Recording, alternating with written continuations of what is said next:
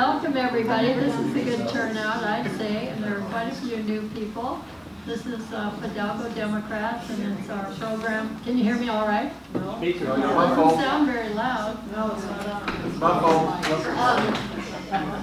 I think we need to turn it up to the wall panel. Yeah. Rosemary, you know what's up. Yeah, I sort of know. I don't know. She's my sound lady. That's good. And this is Dave Anderson. He's with KSVR. He's been here before. Radio station at Skagit Valley College. He'll be recording the meeting to be on the program Speak Up, Speak Out on KSVR and the sister radio stations. That sounds much better now. So I'm Corrine Salcedo. This is Fidalgo Democrats. We're an independent club, not affiliated with Washington State Democrats or Skagit County Democrats, but very friendly with them. And in fact, Patty in the back volunteers at Skagit Dems every Thursday. And do you have election materials for sale? We don't have any election materials for specific candidates. We will wait until there's a nomination. Okay. But different organizations do have some. Our Revolution has Bernie stuff, and there are probably others that have other information. Well, I'm just asking what you have today. Yeah. I just have the general forms. General forms. The general bumper stickers and buttons. Bumper stickers and political buttons, if you like. And those are for sale, and that money goes to Skagit Democrats. And she does that for every meeting. Barbara Cooper made the coffee, and Rita Sullivan made the cookies. Yay. It's always self-service, and when I said you're an independent club, then I should say we don't charge any dues. We just have you sign in on that sign-in sheet, and that makes you a member. That's how you become a member. And then you go on the email list, unless you tell me you don't want to be on it. And you will receive the invitations to the meetings and the newsletter. There's 25 hard copies of the newsletter on the sign-in table for new people and those who don't have email. We always do that. And then I email it out the next day or two to the members. Okay, and Zane Butler in the back there is videotaping the meeting. And I want to tell you, and public officials, we have Carolyn Moulton here on the City Council. Do we have any other public officials tonight? I don't think so. I just wanted to mention one thing is for campaign materials, I do have some free bookmarks on the back table if anyone would like to help yourself to this. Because everybody reads. And you can always use another bookmark. So help yourself to them. And I want to bring up, I've had on my mind a lot lately, the global youth climate strike. Have you heard of that? Yes, you're nodding your heads. It's going to be Friday, September 20th. And I mentioned that in the newsletter and all the other related events to it. The UN is having their climate meeting September 23rd or 24th, and it's followed by a week of climate action. And this is initiated, you know, by the youth. But they want, this time, they did this last year, you know, and this time they want adults to participate. So what I've been thinking about is, well, I wanted to know what was going to happen locally. So I finally got a hold of somebody at the high school, Victor Garcia, the advisor to the Anacortes High School Green Club, who told me they can't have a strike because the money, part of their funding for the Green Club comes from ASB funds. But so instead they're having other activities, like possibly a flash mob, door greeters, speakers at lunch, and hopefully they're going to have a speaker at their ASB meeting. So that's not going to happen. And I was thinking, well, if there was going to be a youth strike, then our group and the environmental groups here locally should do something in solidarity with them. Well, they're not going to. So where does that leave us? Then do we do nothing? It seems like we should do something, the adults, because they want the adults to participate. And so now I'm thinking a little differently. Well, we could still have something in solidarity with the global movement. This is a worldwide thing.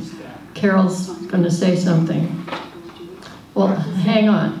Later in the day when the kids are not in school, they have activities of course, but and it's harder for a lot of adults to be someplace at noon. We're really good at 5 to 6 p.m. for rallies, although you have your rallies every Friday anyway? Not every Friday. Every Sunday at noon. Every Sunday from 12 to 1. So that's a good point, but you're getting a little ahead.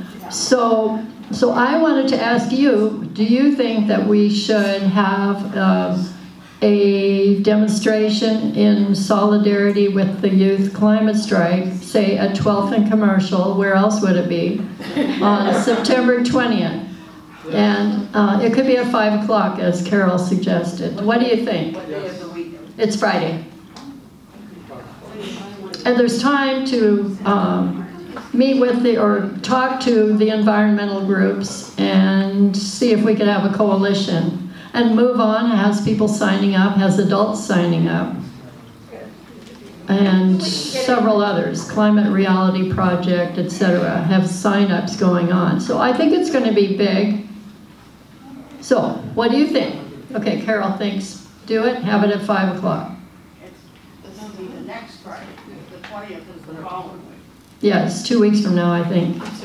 So raise your hands if you do, and then I'll ask you, why would you not? Yes, maybe it's not a good idea. We can also get it listed on the National Register to let other people know. Okay, raise your hand if you want to. It looks like a majority. Okay. Is there any argument against it that I'm not realizing? No, okay, enough time on that. Thank you. Okay, now I'll introduce our speaker. Patty.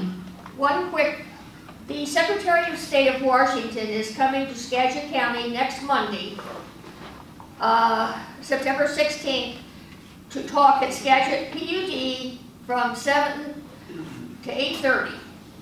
The title is Elections and Voting Security. What is being done statewide and locally to safeguard our voting system and to implement new state voting laws. Sandy Perkins, the local auditor, will also be there. Thank you. I didn't put that in the newsletter. Oh, one more thing. Carol Sullivan wants to say a word. Come up here, Carol, about the proposed Anacortes bag ban on single plastic bags. Just who you want to hear from, someone who lives in Mount Vernon telling Anacortes, especially with Carolyn sitting right there. But I'm just wondering, well, first of all, let me tell you about the mugs. This is going green in 2019, and unfortunately, the nice little white cups are not recyclable. There's a little layer of plastic in them that makes them ineligible for anything but landfill. They do not go in compost and they don't go in recycle. So going green in 2019 means either you bring your own mug or somebody else brings a mug for you and take them home and wash them. It's a little inconvenient, but it's so much better, you know, earth-wise. Then I feel a little bit funny saying anything about the bag ban proposed here in Anacortes. August 12th, a group of people, including one person who is here this evening, spoke to the council in a public comment period asking them to consider banning single-use plastic carry-out bags for Anacortes. I'm doing it before the 2020 legislative session, and I'm just wondering if anybody's heard back in emails from city council people. If you sent, okay, so John, you have? I ran into Eric Johnson at Safeway. Can you stand up so they can hear you? Yeah. I ran into Eric Johnson at Safeway. He said that he personally is trying to write up a proposal for the single-use plastic bag ban. So at least we have one person, possibly two, on our side with that. Well, I know that Carolyn has at least responded to people who have sent emails. If you haven't had the opportunity yet to let your councilperson know that you are supportive of any action, please send them an email and let them know that you would like them to consider it. Carolyn, did you? So I have well, I don't want to interrupt you, but I do have a little bit more information on that from the council perspective. So the outpouring of support for the single-use plastic bag ban has been really gratifying. We've heard from so many people. There may be 2 or 3 people against it, but very well-reasoned arguments. I mean, the evidence is undeniable, right? So as I understand it right now, I mean, we are working on an ordinance. And Ryan Walters, this came up in 2012, some of you probably remember, but it has a lot more traction this time around. And Ryan Walters is the crafter of the ordinance with support from Eric and support from me, and I believe support from others. So it's just a matter of getting that right ordinance together and moving forward with it before the election. So it's in the works. And keep letting them know, because the more, like Carolyn says, the more they know that we have their backs, kind of, that's great. Mount Vernon is going to be hearing from people in a very similar fashion. We meet tomorrow with Heather Trim. If you want to come to the co-op at 1 p.m., you can hear her give a presentation. She's director of Zero Waste Washington. She really makes the case for doing it now, and that's room 309 of the co-op. But on September 25th, about 2 weeks from now, we're going to go to the council in Mount Vernon, and if you'd like to just come and show support by wearing white, you're certainly invited to, because there were people from Mount Vernon in the audience there. It affects us all. We're all in this valley together. So if you want to come support, nobody's going to check your address. So thank you very much. Thank you, Carol.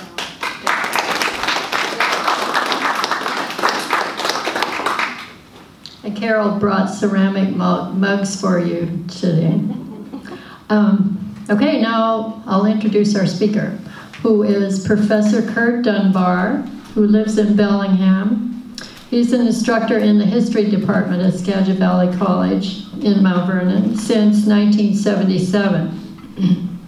And in the summer, he often works on big cruise ships in Alaska as a naturalist and an onboard lecturer. That would be a fun way to spend the summer. And he participates in the longest continuous peace vigil in the United States, which is in Bellingham. He's involved in the peace and justice community in Bellingham. And he spoke to our group a year ago, August 2018. That was the program called Identifying Fascism. That was really so interesting and fascinating. And that was our first night to videotape our meetings. And people just talked and talked about that, because so many got to see it. Okay, Kurt Dunbar.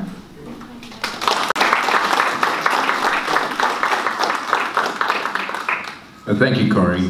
And I have to say, years ago, Bellingham got rid of its plastic bags, and the world didn't come to an end. We're doing just fine, and it's a lot cleaner town for it. So if we can do it, you can. When Corinne approached me about doing this program, I do a version of this in my political science class, in my American government class. You have to talk about the Constitution and the Bill of Rights, and especially the First Amendment, which is loaded. It's 6 rights guaranteed in the First Amendment alone. I often query students on that. They'll get freedom of speech, they get freedom of the press, and it starts to fall off from there.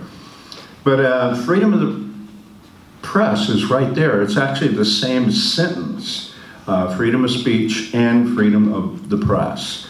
It's not separated. There is an and there that purposely connects speech to press.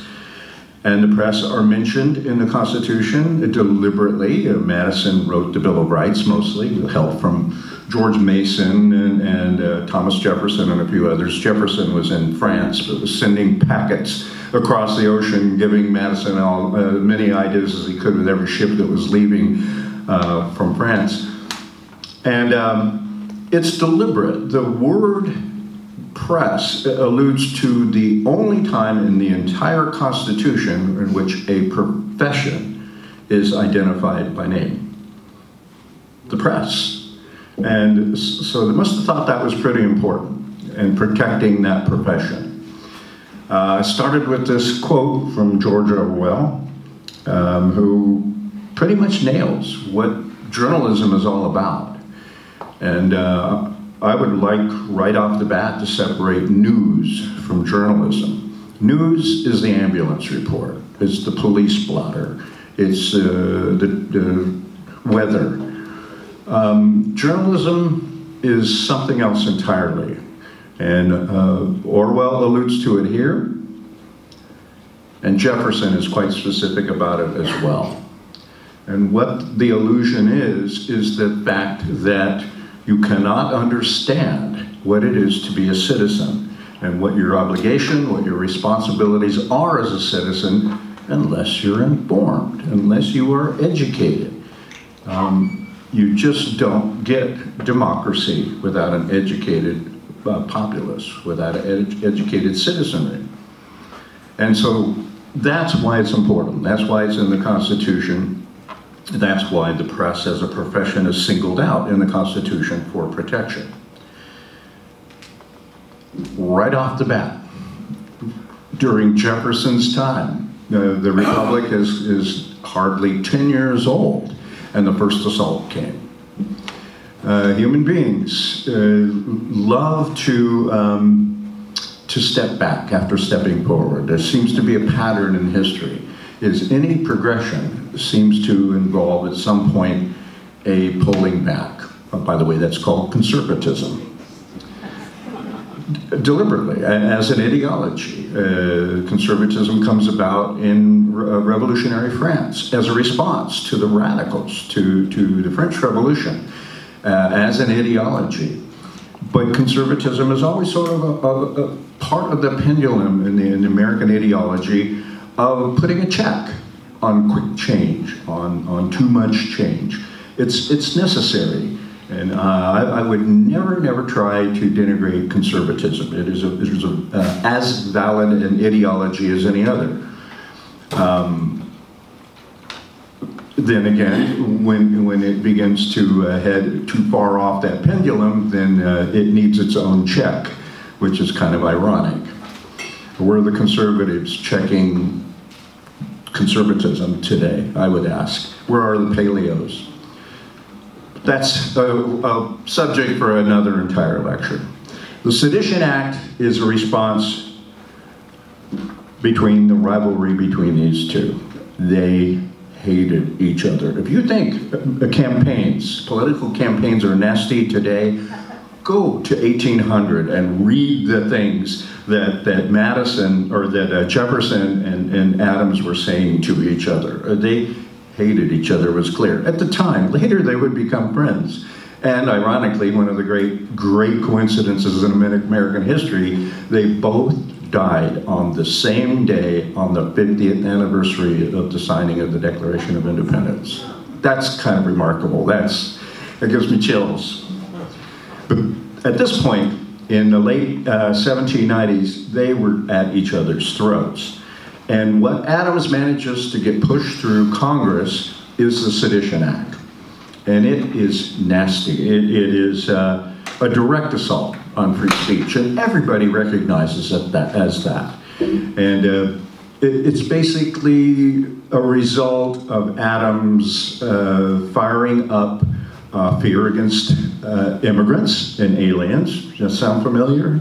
That's been another strain in American political life from the very beginning, because tailored right alongside with the Sedition Act were the Alien Acts, which tried to prevent anyone coming into the country that was deemed undesirable.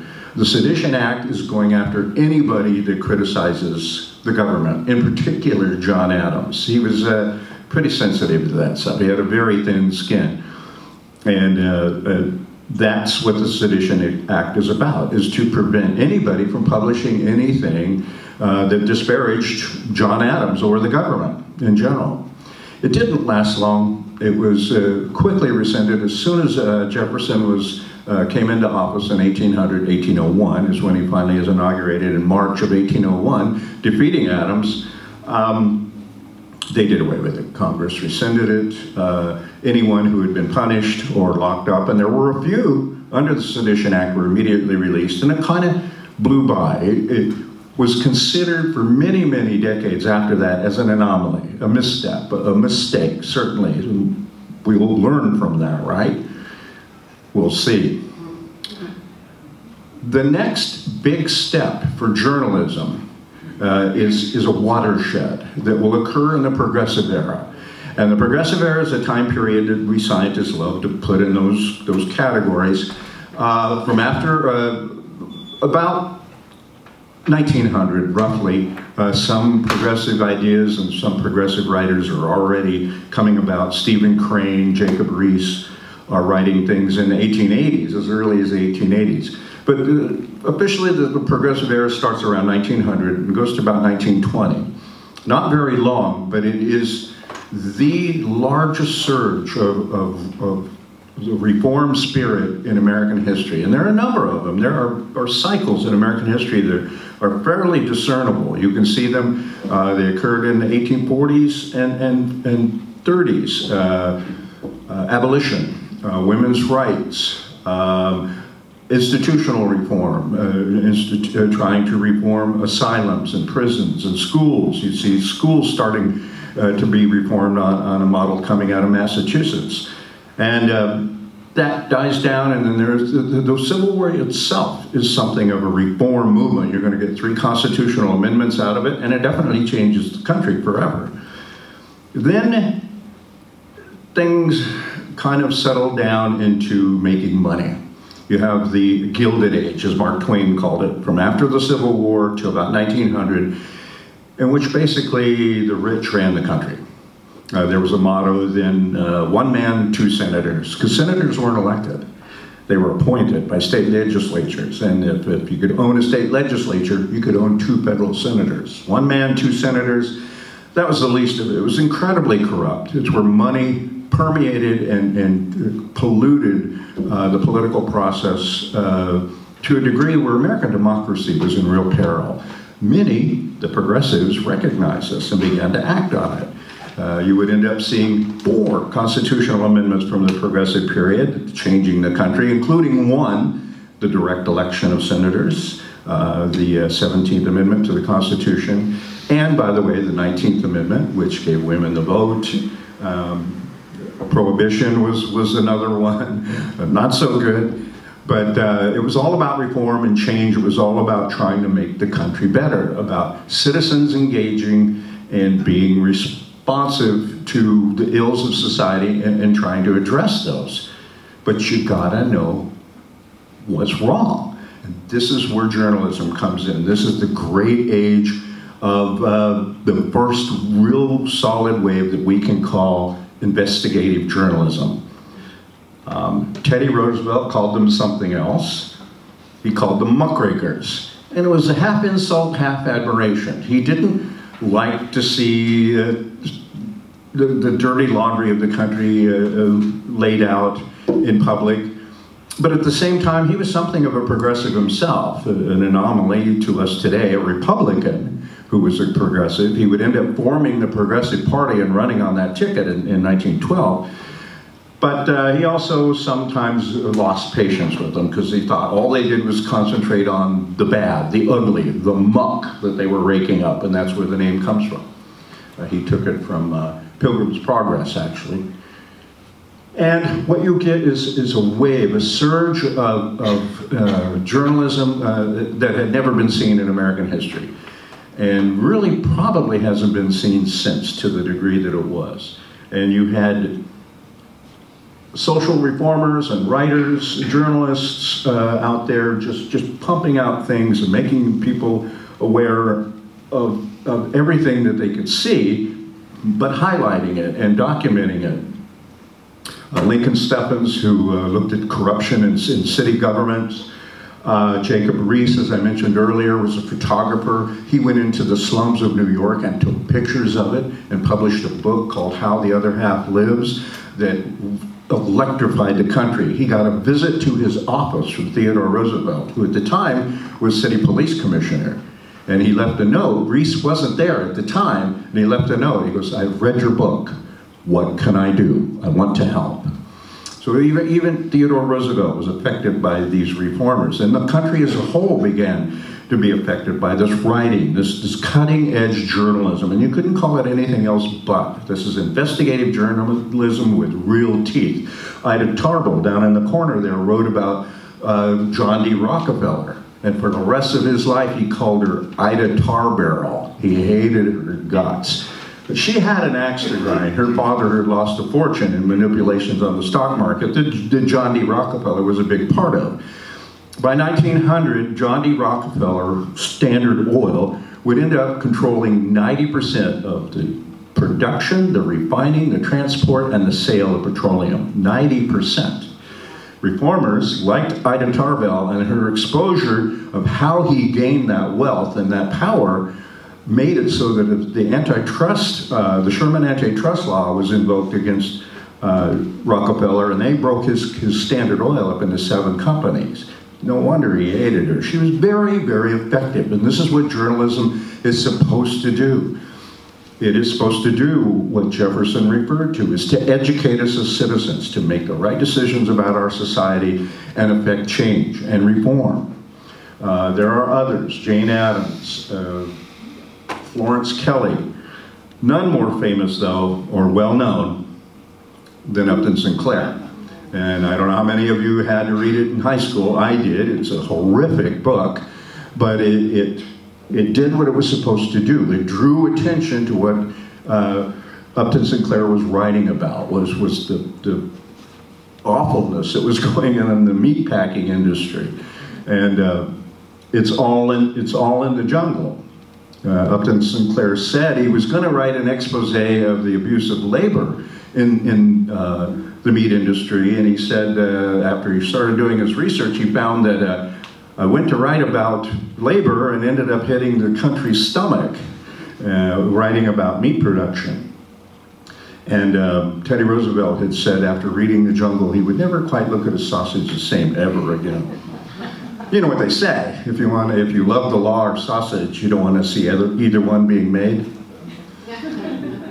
And Upton Sinclair is known as sort of the preeminent muckraker, to establish the tradition of investigative journalism, of real journalism that really goes after the societies and compels citizens to do something about those ills in society, rather than the police report or the accident or the fire or the weather. It would establish a tradition that is still around. I think it's a vestige of what it used to be, a remnant, but it's still around. And you can see some of the highlights here, and I'm going to focus on some of these as we go along. But going after what government is doing and exposing it. That's basically going back to the Orwell quote. That's what journalism is supposed to do. That's its job. It's not there to hobnob with politicians and power. It is to speak truth to power and to inform citizens. Part of that tradition would go fallow for a long time, and during the McCarthy era there needed to be a lot more of it, but I think Edward R. Murrow, a local hero here, guy raised not far from here, half-hour drive, over in Edison and Blanchard, stood up to power and called it what it was. But he was one of the few of his time. And there's a reason that it became rarer when you started to see progressive reformers sort of disappear, and that kind of investigative journalism appealing to broader audiences, because they had been attacked.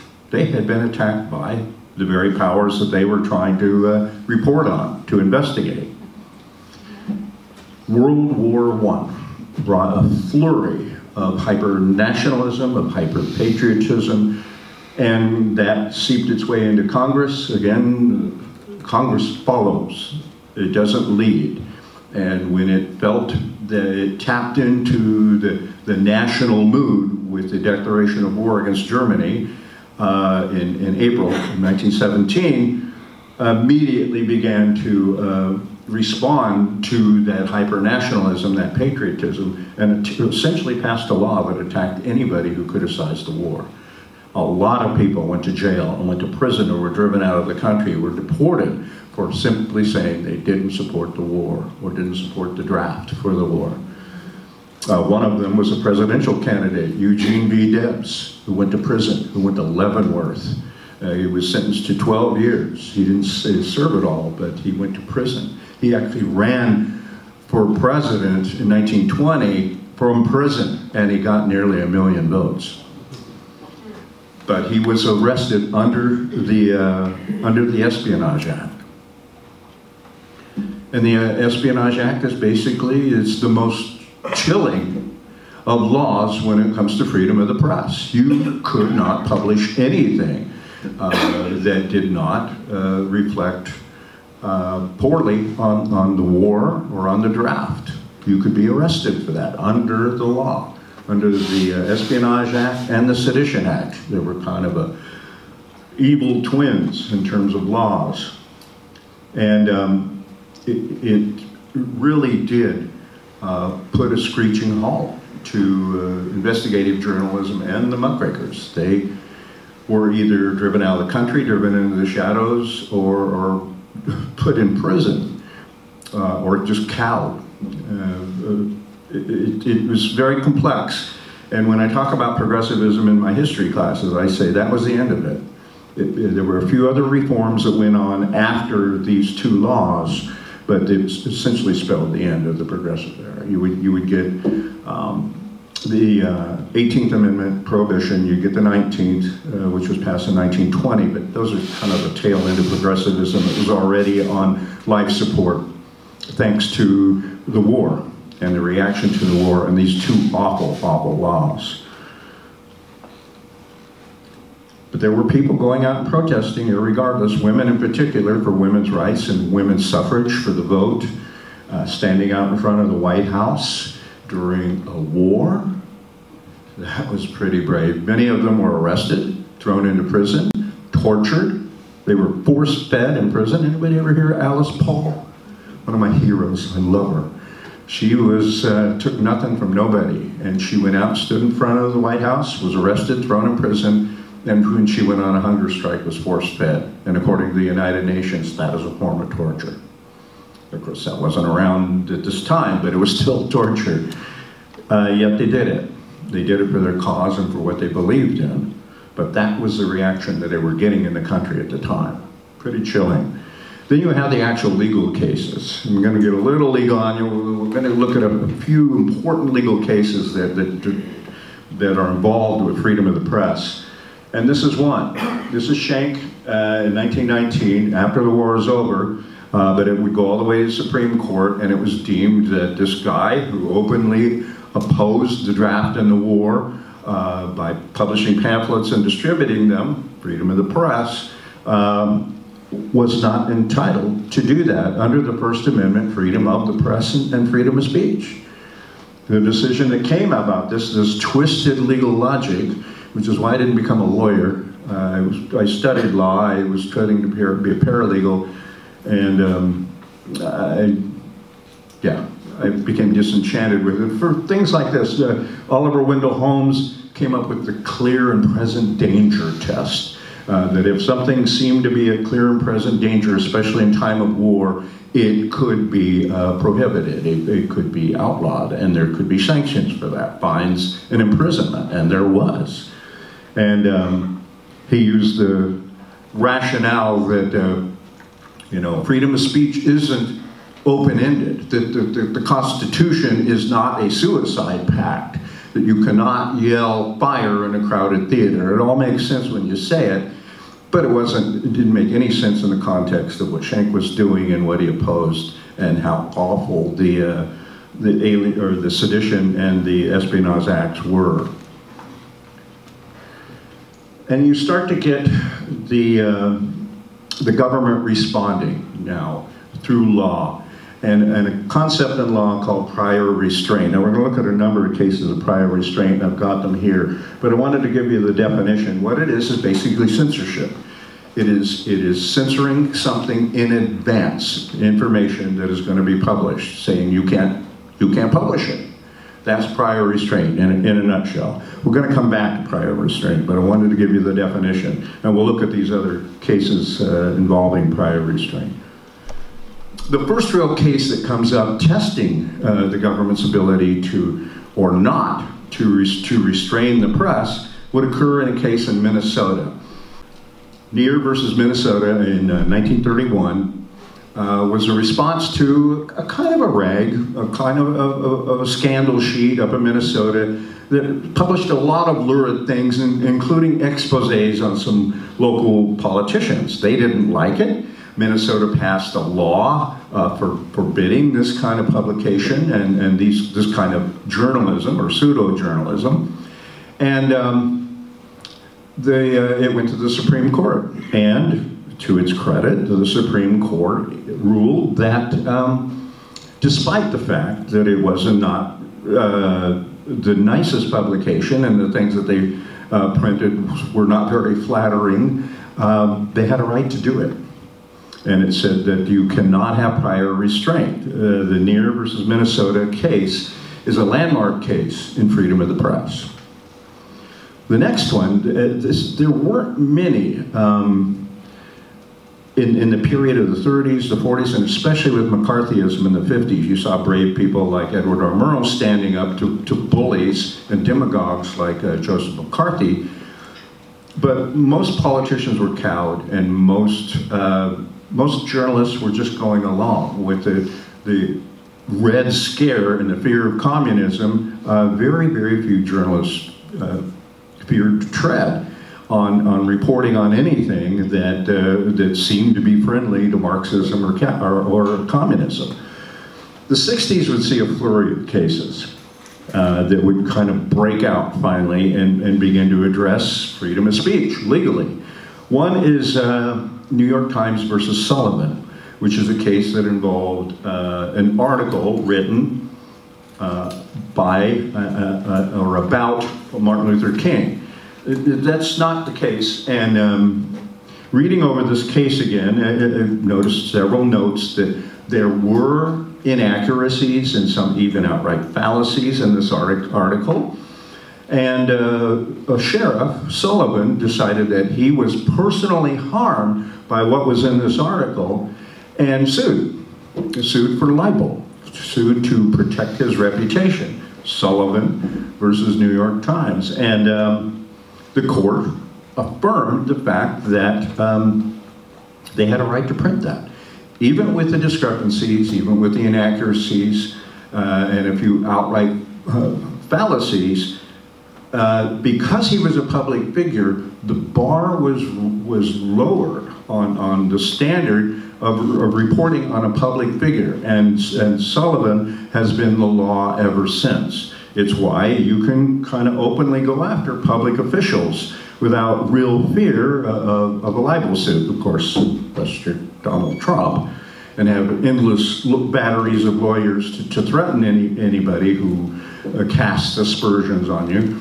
But by and large, the law has always backed up, has fallen on the side since Sullivan of being allowed to criticize public officials, even if that reporting is shoddy, which it was clearly in the Sullivan case.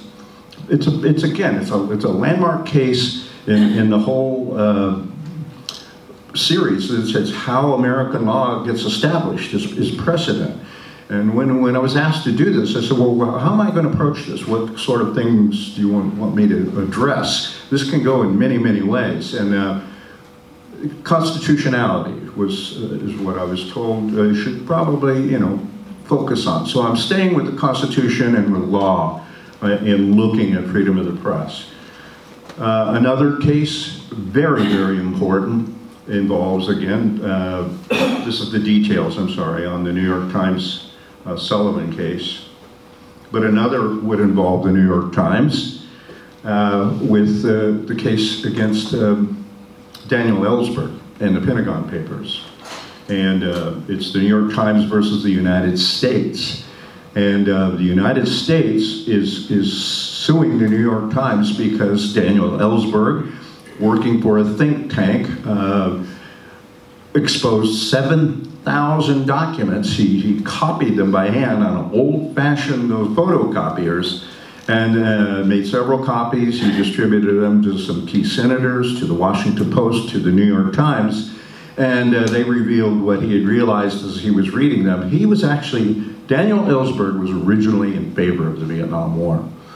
But as he began to read the Rand Corporation papers that were secret, the contractor that was dealing with the government and the war, and had a lot of inside information, he realized that he was against the war, that it was wrong, that the country, that the government had lied to the people about the war, and this is what he was exposing with the Pentagon Papers. Nixon wanted his hide, especially Kissinger. There's a taped recording of Kissinger and Nixon, and it's available. It's a public record of how angry they were with Ellsberg and the fact that those things were brought to light, even though most of the Rand reports focused on events prior to Nixon's presidency. They didn't actually directly reflect on Nixon. They were policies under Kennedy, actually Eisenhower, Kennedy, and Johnson. But nevertheless, they were furious that this war that Nixon and Kissinger still thought they could win, or at least negotiate a favorable agreement with the Vietnamese, now had been exposed as a big fat lie, which is what it was. And we owe a great debt to this whistleblower, Daniel Ellsberg, and to the Supreme Court, who affirmed, who back up his right, and the New York Times right, to publish that stuff. Daniel Ellsberg will go to trial on that, eventually would be acquitted. The charges were dropped, and he dodged any jail time at all. Though he's talked about it since. Daniel Ellsberg's still alive, and he said that he had said goodbye to his wife, fully expecting to spend decades in prison. And he did. He dodged that bullet. And the country at that time, I think, the national sentiment had turned strongly against the war already, and I think the Supreme Court decision reflected that public sentiment. I'd like to think that at least. But the words of one of the justices at the time, Hugo Black, pretty much sums it up. And what the New York Times case was about versus the United States. Paramount among the responsibilities of a free press is the duty to prevent any part of the government from deceiving the people. That's pretty basic. And that is, again, an affirmation of freedom of the press to do that and to expose that deceit if it is brought to light. The only way that you can, through the press, making it public. Information is what this is all about. And when you go to control information, you're pretty close to a tyranny. And I think all of these cases show that again and again and again, the august justices, those 9 justices, have decided that irrespective of fallacies and sometimes the flaws in reporting or how it you may not want to hear about it or see these things, it's essential to American liberty, to freedom, and to the public's right to that information, that be made accessible. And of course that can be abused as well. I had to put this quote in here because at the time, one of the most piercing critics of American society was somebody who ended up almost always coming out at the negative end of reporting, was Malcolm X. He had felt that.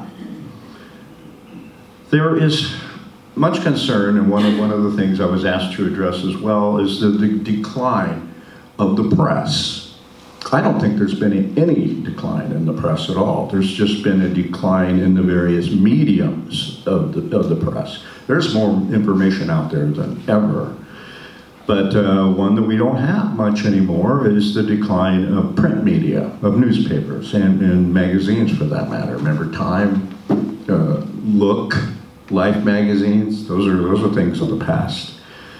And that has come about for a number of reasons. Many of them are simply the bottom line, commercial, competition from other sources, including the 24-hour news phenomenon on cable TV, also the internet now. And print media is in sore straits. And those who've always liked having the newspaper to read, with a cup of coffee, like myself, miss that. But times change, and information changes, and the means of getting that information changes. But one thing that occurred that wasn't sort of a natural unfolding of the transformation of media was again an attack on the distribution of it. More to the point, the protection of corporate interests in media. This guy. I don't know where to start. In class, I have to be really, really careful where I go in talking about Ronald Reagan because my disdain for the guy is nearly bottomless. So I have to be measured. But we'll keep it in context here. I've listed the stuff he did, and only part of it. Ron Contra is the most flagrant violation of the Constitution in American history, isn't even on this list. But one thing I don't include on this list that Reagan almost single-handedly began through the FCC, which is ironic because the Federal Communication Commission was created during the New Deal to try and fairly regulate media so that it wasn't dominated or monopolized by a few. And through the FCC, Ronald Reagan began the process where that's exactly what's happened, is the consolidation of media from dozens and dozens and dozens of media outlets with a very, very broad variety of news reporting, of slants, editorial slants, of stories reported. It's corporate. And that's what I call lamestream media. It's corporate media. It's all owned by these gigantic corporations that have their fingers in all sorts of other things. The media for them is just another business. It's just the bottom line thing. It's to make sure that their shareholders get some return on their investment and make sure that the content of that, what they report, is lurid and sensational and scandalous enough to keep people's attention between the commercials, because that's what it's about, commercials. It's about the money. When these are owned by corporations. Almost all media, mainstream media, is a wasteland. It's worthless. I quit watching it 20 years ago, and I don't miss it a bit. It was actually kind of like when my doctor told me, you got high blood pressure. You got to quit eating a lot of salt. You really do. So I did, and then when I'd have something salty, some smoked salmon or a pretzel or something, it was like, whoa, man, is that salty? I actually used to eat that. You kind of realize how much salt you were getting when you eat something like that. It's the same with media. I look at it now and I just wince. I go, oh, I can't even believe I used to waste brain cells on that stuff. It's awful, awful. So I think a lot of the state of media is self-induced. I don't think it's got anything to do with censorship. I think it's mostly self-censorship, and mostly for the bottom line. What's lurid, what's sensational, what sells, what keeps your attention between the commercials. That's what they want, and that's what it's all geared towards. And it comes from very, very few sources. There's no diversity in the news, hardly at all. You've got to seek that out yourself. Here, they've muffled themselves by their lack of real reporting of that spirit of investigative journalism, of muckraking. You just don't see it that much. I don't even watch 60 Minutes anymore. It's just become so tepid, so tame, and often I hear the official line in the background echoing. I don't watch it. I'm terribly disappointed. I don't listen to NPR for the same reason. I go to other sources, and I'm not uninformed. They're out there. But as for these corporate media outlets, I don't want to hear their bottom line. I don't want to be mesmerized by what they're keeping my attention between the commercials with. That crap that they call news. It's not news. It's not news. And we all know that. There it is. Typical. Right? Or worse. Or worse. And then there is the internet. You can't escape that now. It's there, and it's not going to go away. And we've got to train ourselves to be media literate. This is one of the first things. I was just talking with my colleague and the chair of my department over here, Philip. And he said the first thing he does, first week, any class, media literacy. Tell them how to verify information. Verify what I tell them. Go, don't believe what I say. Go look this up for yourself. You're the one who ends up owning this knowledge and this information.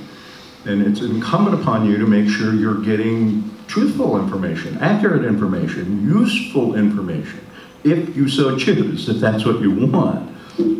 If you don't, well, you can lead a horse to water. But the internet does have its drawbacks. You know, it's funny. You got a little thing in your pocket in which you can watch cat videos and argue with anybody on the planet. But it's more than that.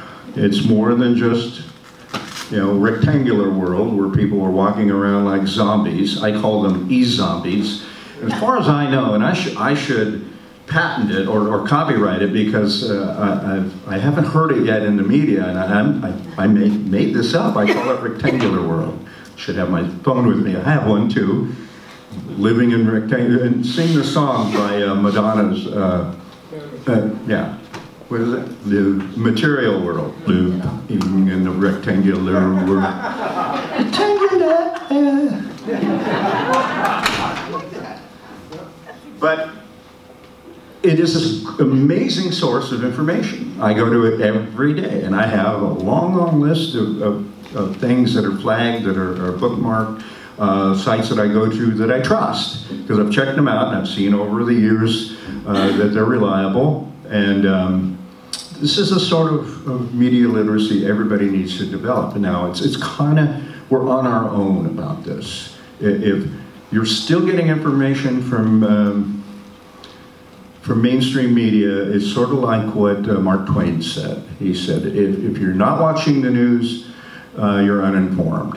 If you're watching the news, you're misinformed. And he meant print, of course, in his day.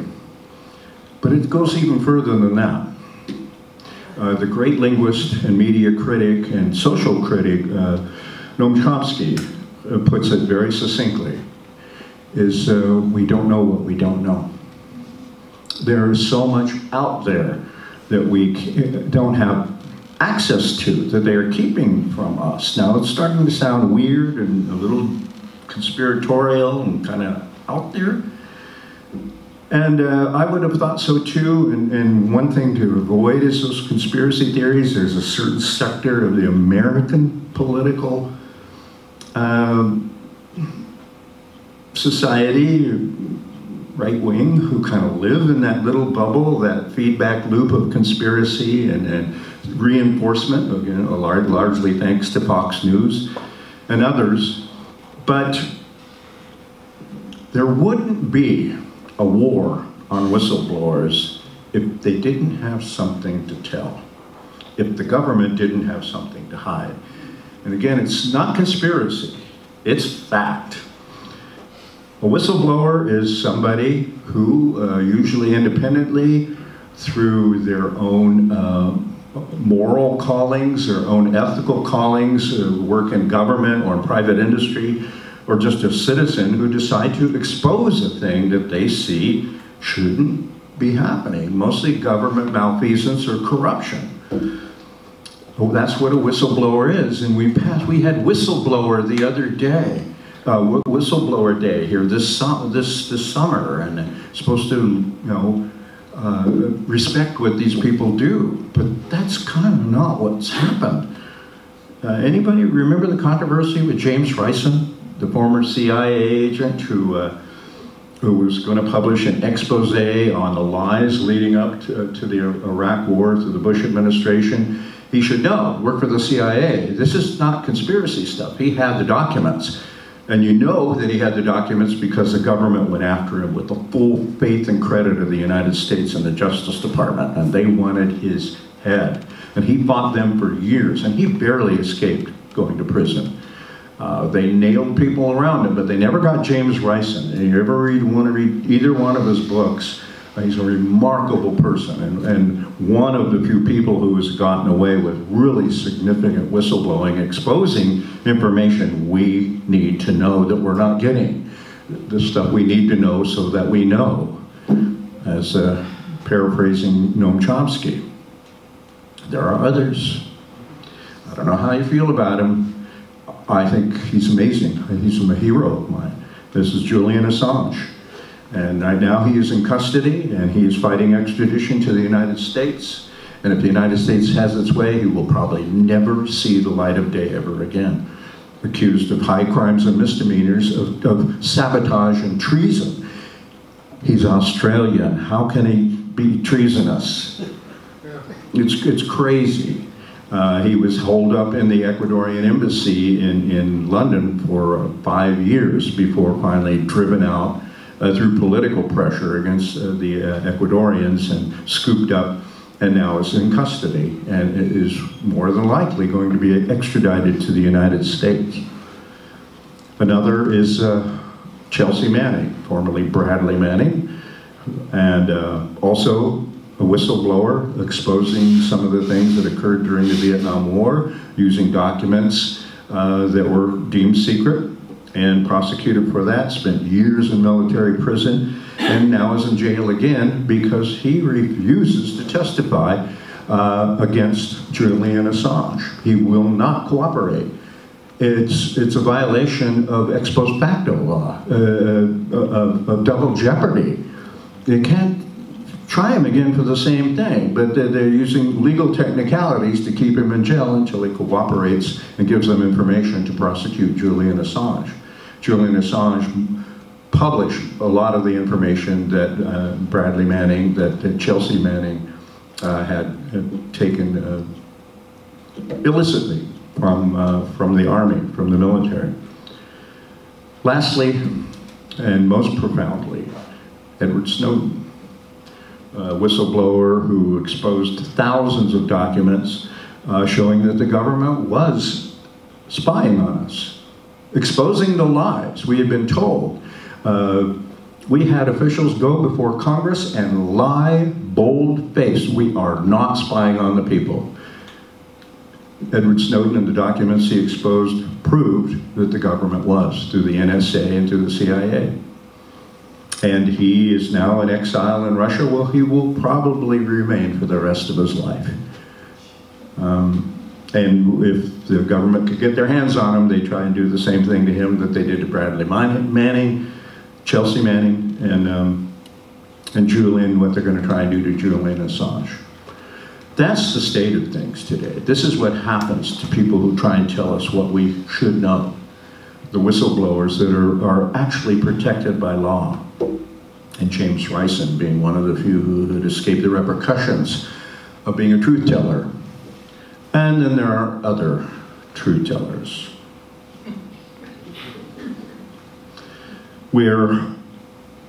I don't have the greatest respect for the press. You probably already figured that out. I really don't. For mainstream media, or corporate media at least, I deeply, deeply respect the constitutional right and the obligation of the press to do their job and inform us. I don't think mainstream media, I don't think corporate media is doing that, which is why I have disdain for them. But being skeptical of them, maybe even disdainful, is different than negating the very thing that they do, is defying fact and truth. Alternate facts, as the Kellyanne Conway's put, the aide to Donald Trump. We're not telling false facts, we're just giving you alternative facts. Those are lies. Those are not truth. I'll close here with a quote from Camus and the importance of a free press. And again, not perfect, not the greatest. I have my criticism of mainstream media, of corporate media. I would never call for its abolition or its censorship. Then we are going down the road of tyranny. And we should all be aware of that. And that's our obligation as citizens. Anyhow, I hope you have your seal of approval. I use this as my closer on this ship when I lecture about Alaska as a naturalist. And just remember, you know, hope for the future.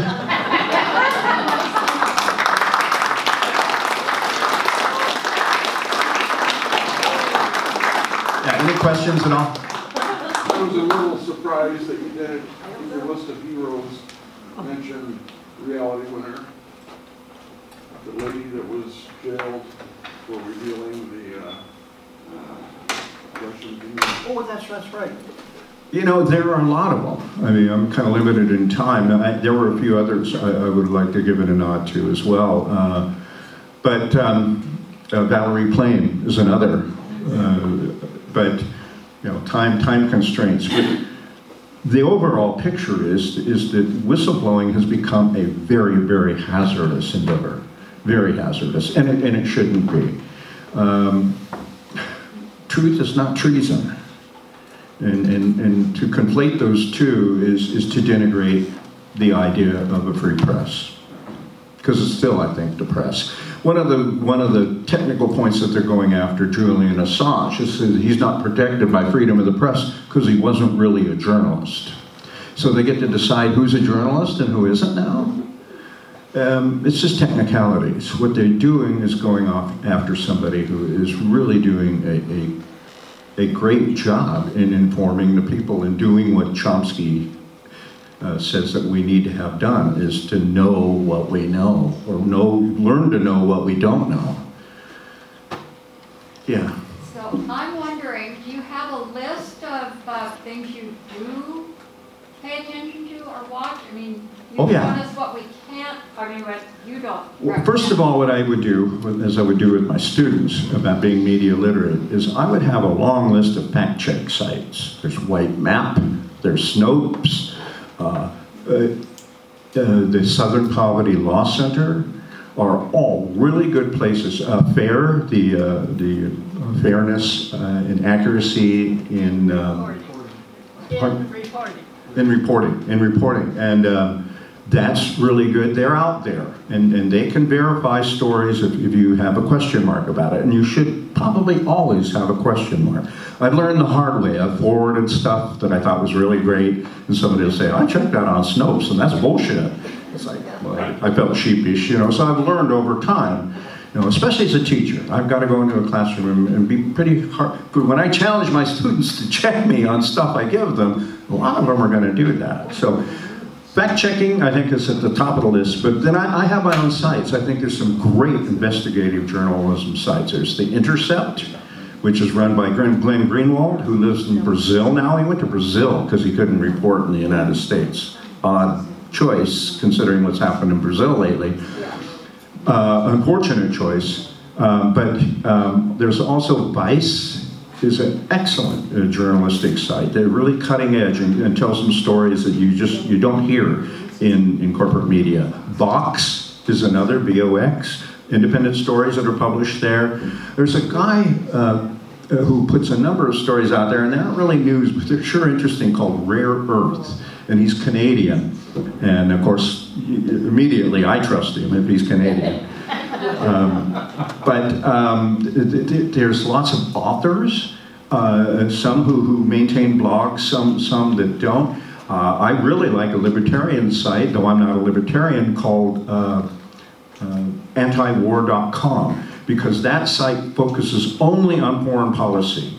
If that's what only thing that libertarians believe, I would be a libertarian. They don't get into the domestic stuff, which I think is libertarian cuckoo land. But I like it because it talks about foreign policy. So it's got a lot of articles, left, right, and middle, on foreign policy and war.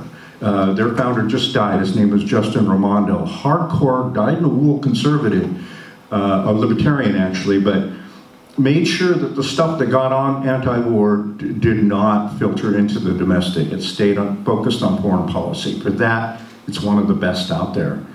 Of course, and you know my cred here, I'm coming here, you know I've been involved in the peace and justice movement for, well, since I was a draft dodger in the 60s. So that would appeal to me, and so these are things that I lean towards. Trying not to stay in the bubble, though. I'm trying to think of some other sites, but there's a lot out there. And be selective and be careful, and use those fact-checking sites to verify the information that they're giving you. Never trust what they're telling you. Yeah. Wait, I want you to raise your hand, and I will bring the mic to you.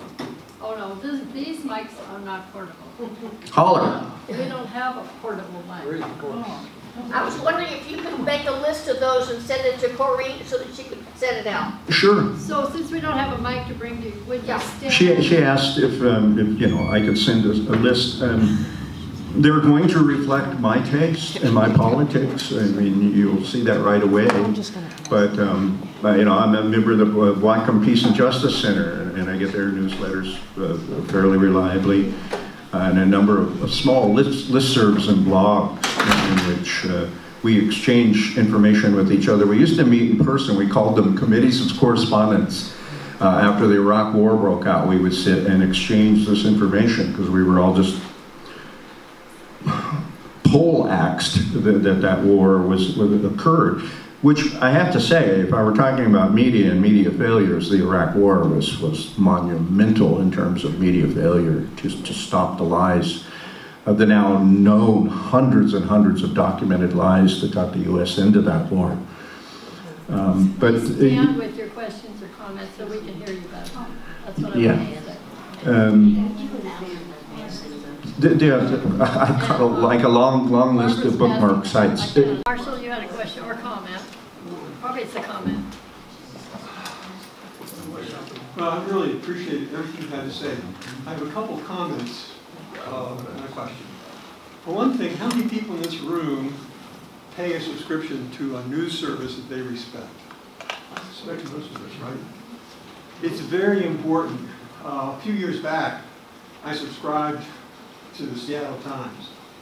That was kind of a mistake because I now spend an hour to 2 hours every day reading the newspaper. But the point I want to make is that that's one of the few examples locally where there's, I think, investigative journalism still alive. If you read the Seattle Times, you will see they spend follow-ups and they do multiple page articles of problems in the state. The one that's running right now has to do with the behavioral health centers and the controversy about how they're run and so on. It's investigative journalism at its best. But I want to say one other thing that's, you went through a lot of stuff, which is great. Yeah, it's a lot. The 1919 laws that had to do with speaking out against, making it a crime to speak out against your government in times of war. The Espionage Act. The Espionage Act. That got my attention because that's still in the books. That's not only on the books. Between the establishment of the Espionage Act in 1918 and the Obama administration, 5 people have been brought forward formally under the Espionage Act. Obama doubled that. He prosecuted 10 cases under the Espionage Act. Not something that sits lightly on the ears of Democrats, but he did, and it's a reality. He went after whistleblowers with a vengeance. Well, I think that's something that we need to pay attention now. Yeah. Because we are in a state of virtual endless war in this country. Yeah. And we will be for the foreseeable future. With the current administration looking for ways to curtail dissent, control dissent, etc., they could come out and use that Espionage Act against any one of us if they decide to do it. I don't know what the criteria are, but if just standing up and protesting a warlike action gets us into that arena, then I think we've got something to do. Well, look at the things that the Trumpster said against the athletes who took a knee, and the things that he accused them of, which is a rather minor thing at a public gathering to take a knee and rather than do the Pledge of Allegiance. Imagine if war breaks out and people refuse to fight or protest the war, or refuse to be conscripted. I don't know how much further he would amplify that. I shudder to think. Just taking a knee just seemed to send him off. Yeah. Agree? Yeah, thanks. I would like to have your take on what is the strategy behind Trump using and pointing out fake news? What is the strategy behind that? I just finished a superb book by a guy named David Neuwirth, N-E-I-W-E-R-T, Neuwirth, I think is how you pronounce his name. The last third of the book focuses entirely on Trump and his appeal to the alt-right. The name of the book is called Alt-America.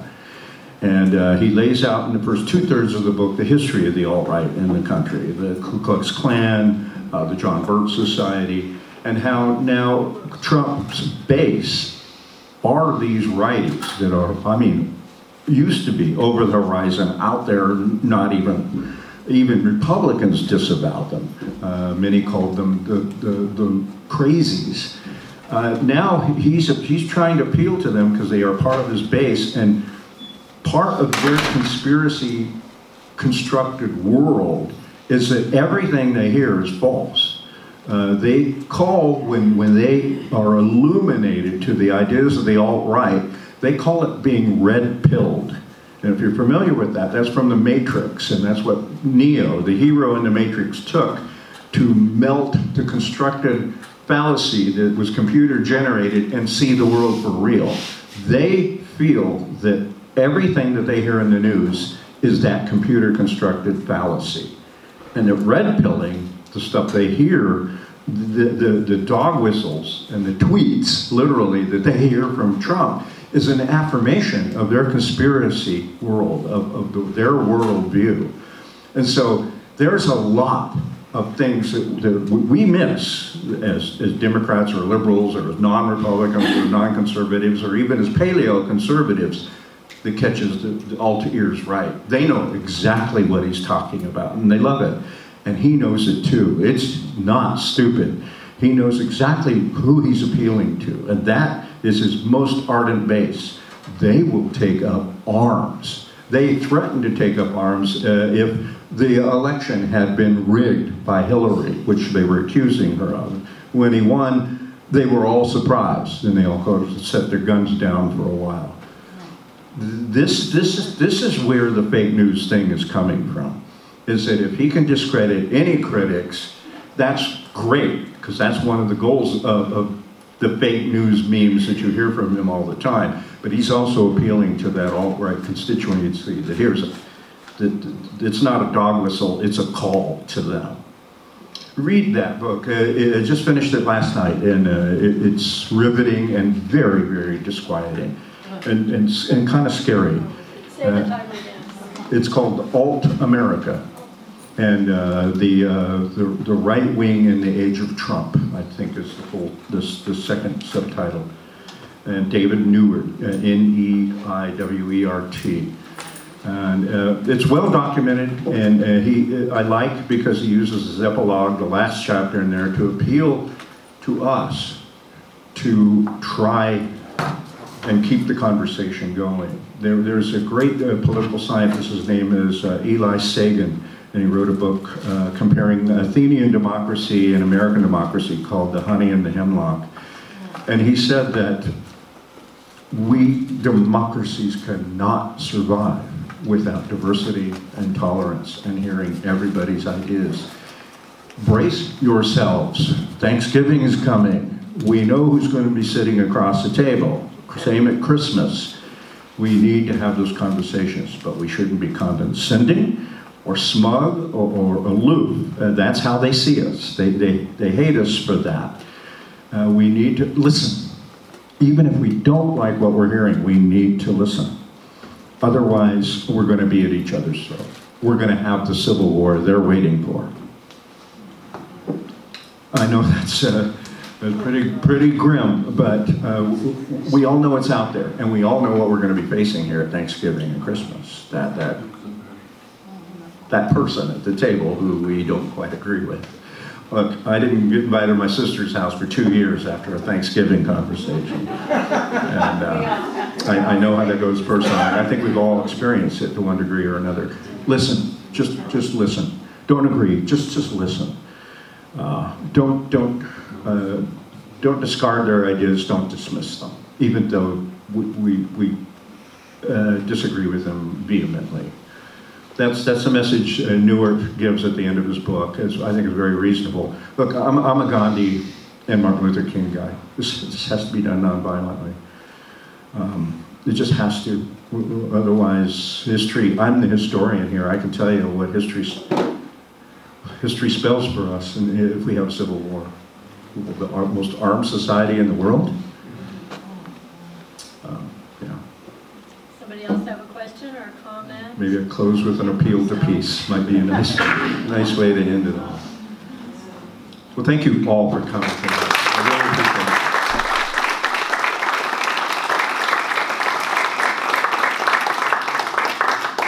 Thank you, everybody.